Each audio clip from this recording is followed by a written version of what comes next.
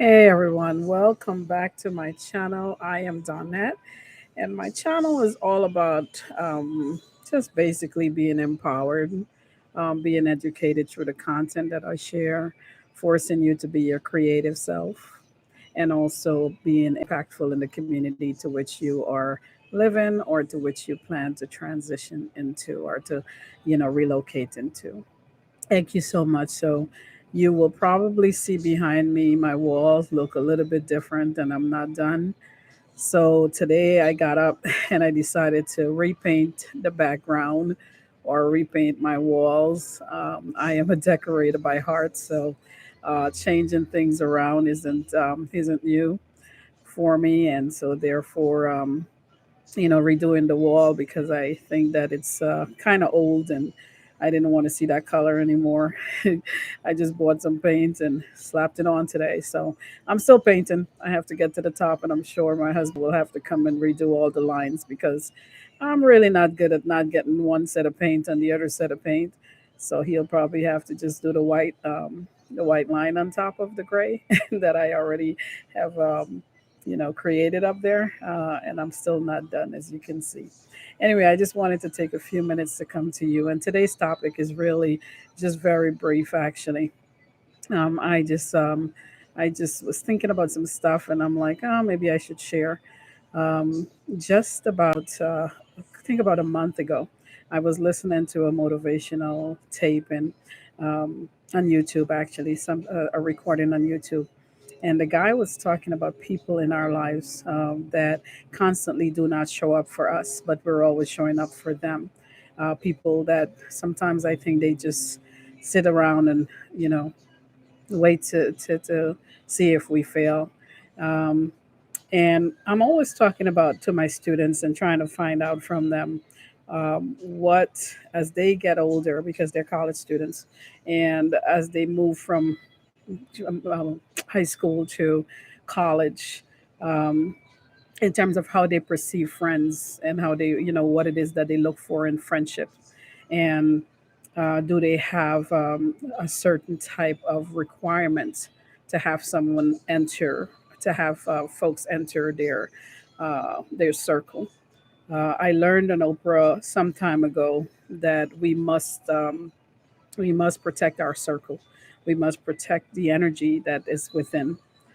And so many times people come in and they want to take and they want to get, and oftentimes they're not bringing anything to the table, and that is so damaging to so many of us who are givers, people who love to give to people, who love to share, who love to share our knowledge, share our resources, who love to share our energy. And it's so sad that people will come in and basically just take and take and take and never ever want to give. And it's devastating for so many of us. And so, it comes back full circle, because in doing this whole transformation that I'm doing now and trying to go back home and everything, I found myself along the way to be in a very lonely place almost. And it's lonely because so many people that you once depended on, that you really thought were friends, and this started a while back actually. They didn't know that I was planning to move or anything like that, or me myself wasn't too sure on what I was going to do. But for some reason, as I got more into doing humanitarian work, as I got more into doing God's work, as I got more into um, giving more of myself, it just seems like the people that you really thought were there to support you, all of a sudden they became kind of like standoffish. And if you asked them for something, it was always a weight or an attitude about if they can or can't do it. And you have to literally pay people to do things, whereas they're always asking for something. But at any moment you ask them for something, it's like you got to take your monies out to pay them. And sometimes you offer the money not because you pretty much want to give them the money, which you don't mind, right? But just to see what they'll say, because hey, you just asked me for one, two, three, four, five things, and I provided those things. And here I am asking you ever so often to do one little thing, and I offered you to pay you, and you didn't even refuse that money, or you just say, you just send a price on it, which is kind of crazy.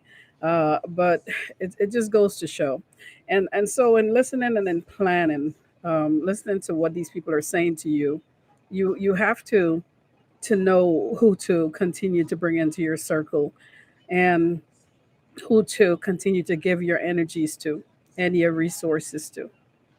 That we don't need to have those people in our lives just taking and taking and taking from us.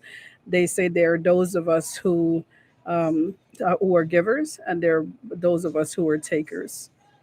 And the givers, I think, may sleep better, but the takers, they eat better, I guess. Right?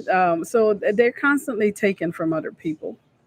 But I personally believe that these people that I've had around, and I recently walked away from, it was one of the best decisions that I ever made.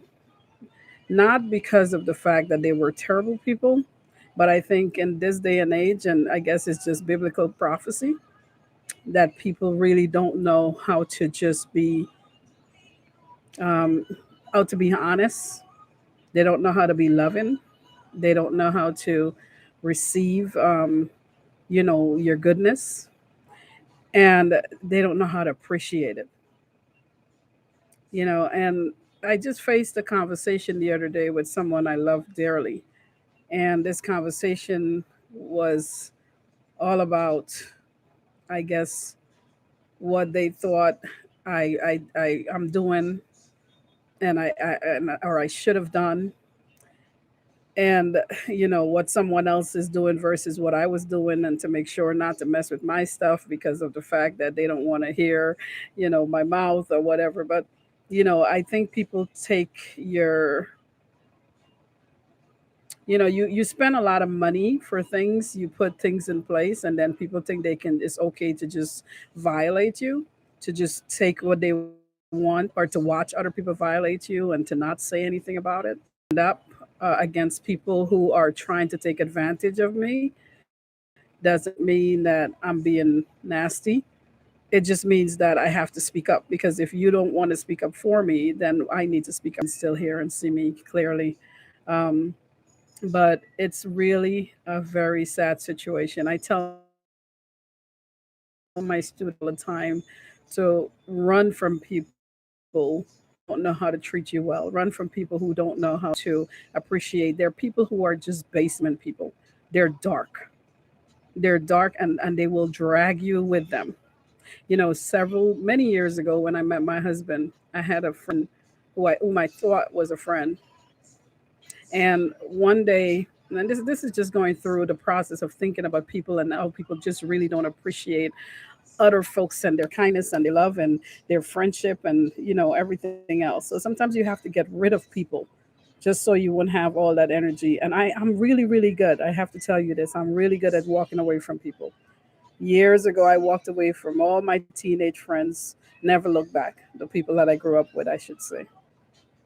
I am really good at just focusing on my career and my family, and just having a platform of professional people around me. And that means we talk when we do, we meet when we do professional, um, we do our professional lives together, and we move on. I'm not good with girlfriends and all that extra stuff. I'm just really focused on my accomplishments and family. Family first and accomplishment. God, family, accomplishments. So, I had this girlfriend, and I just met my husband. My husband, of course, we weren't married at the time. He had moved my son and I into apartment. This is in New York City, of course. And, all three of us were living together. And then there was these phone calls that kept coming in. And, they would ask for my husband by name. And so I kept saying, well, he's not here. But would you like to leave a name? And this was a female, right? And she would call. It wasn't my friend that was calling, but I figured it was her that was putting the person up. After some time, I figured it out. Um, Ever try to walk away from folks because you know that your life is going in a different direction and they don't want to see you going that way and they don't want to support your new walk? So what they do is they find ways in order to try to hinder your progress. So yes, it was me stepping out into the future that God had prepared for me. And I guess, not being the hangout Donnet anymore, not being the one who wants to go clubbing. Now I became kind of like the enemy.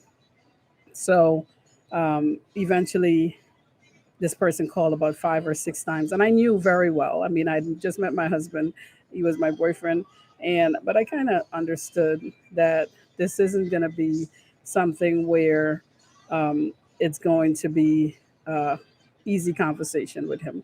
But I knew it wasn't him that was doing anything.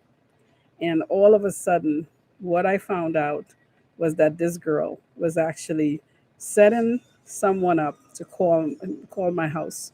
So one day, um, my now husband, walked in because I kind of figured it out that she was just setting it up.